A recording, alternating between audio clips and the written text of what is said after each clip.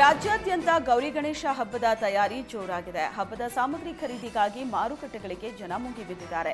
K R ಮಾರುಕಟ್ಟೆ, ಮಲ್ಲೇಶ್ವರಂ ಮಾರುಕಟ್ಟೆ, ಜಯನಗರ ಮಾರುಕಟ್ಟೆ ಸೇರಿದಂತೆ ಪ್ರಮುಖ ಮಾರುಕಟ್ಟೆಗಳಿಗೆ ಜನ ಲಗ್ಗೆ ಇಟ್ಟಿದ್ದಾರೆ. ಇನ್ನು ಹಬ್ಬದ ಹಿನ್ನೆಲೆ ಹೂವು, ಹಣ್ಣುಗಳ ಬೆಲೆ ಗಗನಕ್ಕೇರಿದ್ದು, ಕಳೆದ ವಾರಕ್ಕೆ ಹೋಲಿಸಿದ್ರೆ ದುಪ್ಪಟ್ಟು ಪ್ರಮಾಣದಲ್ಲಿ ದರ ಹೆಚ್ಚಳಾಗಿದೆ. ಕೆಜಿಗೆ 500 ರೂಪಾಯಿ ಇದ್ದ ಕನಕಾಂಬರ ಹಾಗೂ ಮಲ್ಲಿಗೆ 1,000 ರೂಪಾಯಿಗೆ ಏರಿಕೆ ಕಂಡಿದೆ.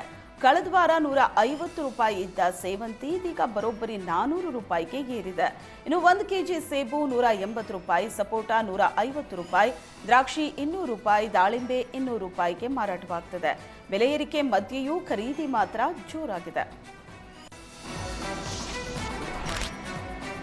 ರಾಜ್ಯಾದ್ಯಂತ ಗೌರಿ ಗಣೇಶ ಹಬ್ಬಕ್ಕೆ ಅಗತ್ಯ ಸಿದ್ಧತೆ ನಡೆಯುತ್ತಿದ್ದು, ಯಾದಗಿರಿಯಲ್ಲಿ ಪೊಲೀಸರ ಸಿದ್ಧತೆ ಬಗ್ಗೆ ಎಸ್ಪಿ ಪೃಥ್ವಿಕ್ ಶಂಕರ್ ಮಾಹಿತಿ ನೀಡಿದರು. ಜಿಲ್ಲೆಯಲ್ಲಿ ಒಟ್ಟು 1,068 ಸಾರ್ವಜನಿಕ ವಿಗ್ರಹಗಳನ್ನು ಪ್ರತಿಷ್ಠಾಪಿಸಲಾಗ್ತಾ ಇದೆ. ಮೂರ್ತಿಗಳಲ್ಲಿ ಶೇಕಡಾ 50ರಷ್ಟು ಗಣೇಶ ವಿಗ್ರಹಗಳು 5ನೇ ದಿನಕ್ಕೆ ವಿಸರ್ಜನೆಗೊಳ್ಳಲಿದೆ. ಗಣೇಶ ಪ್ರತಿಷ್ಠಾಪನೆಯ 9ನೇ ದಿನದಂದು ಈದ್ ಮಿಲಾದ್ ಹಬ್ಬ ಇರೋದ್ರಿಂದ ಸಂಜೆ 6 ಗಂಟೆ ಒಳಗಡೆ ವಿಸರ್ಜನೆಗೆ ಅವಕಾಶ ಮಾಡಿಕೊಡಲಾಗಿದೆ. ಜಿಲ್ಲೆಯಲ್ಲಿ ಗಣೇಶೋತ್ಸವಕ್ಕೆ ಅಗತ್ಯ ಬಂದೋಬಸ್ತ್ ಕಲ್ಪಿಸಲಾಗಿದೆ. ಡಿವೈಎಸ್ಪಿ, ಸಿಪಿಐ, ಪಿಐ, ಪಿಎಸ್ಐ ಹಾಗೂ ಪಿಸಿಗಳು ಸೇರಿದಂತೆ 2 ಕೆಎಸ್ಆರ್ಪಿ ತುಕಡಿಗಳನ್ನು ಜಿಲ್ಲೆಯಾದ್ಯಂತ ಬಂದೋಬಸ್ತ್ಗೆ ನೇಮಿಸಲಾಗಿದೆ. ಶಾಂತಿಯುತ, ಸುರಕ್ಷತೆ ಮತ್ತು ಜಾಗೃತೆಯಿಂದ ಹಬ್ಬ ಆಚರಿಸಬೇಕು ಅಂತ ಎಸ್ಪಿ ಪೃಥ್ವಿಕ್ ಶಂಕರ್ ಮನವಿ ಮಾಡಿದರು.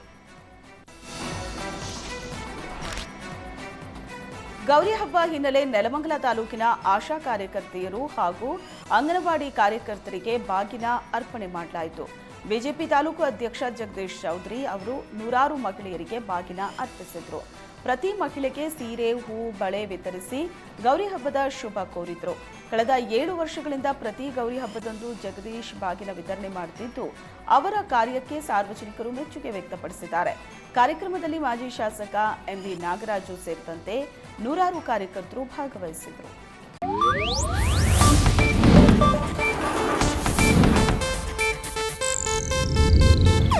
ಇದು ಏಷ್ಯಾನೆಟ್ ನ್ಯೂಸ್ ನೆಟ್ವರ್ಕ್ ಪ್ರಸ್ತುತಿ.